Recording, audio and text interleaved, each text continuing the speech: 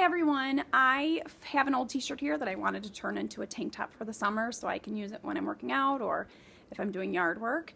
I think many of us probably have those old shirts. What do we do with them when we're done with them, or if they're getting oversized, too big, whatever it may be. But I turned most of my memorabilia t-shirts into a very large t-shirt blanket quilt, but I do have a few that I've collected since making that, like this Las Vegas, Nevada from 2011 shirt.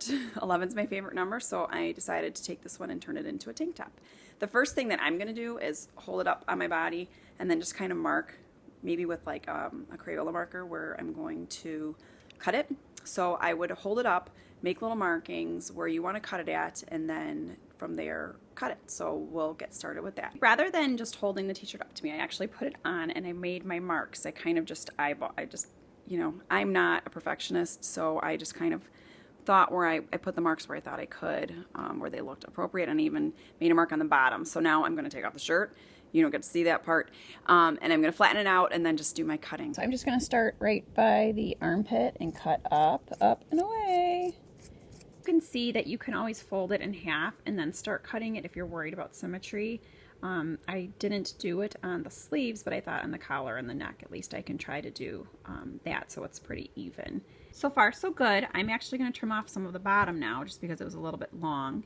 And again, you can just keep it as is, and then just, I made a little marker line so I kind of have a line to follow along, but I'm just going to go straight across the bottom. So by now in the process, you have a bunch of extra fabric. You can use that to tie on the sleeves, or if you want to rope it around the back to make the back skinnier. I'm going to play around with that a little bit and kind of walk you through what that might look like.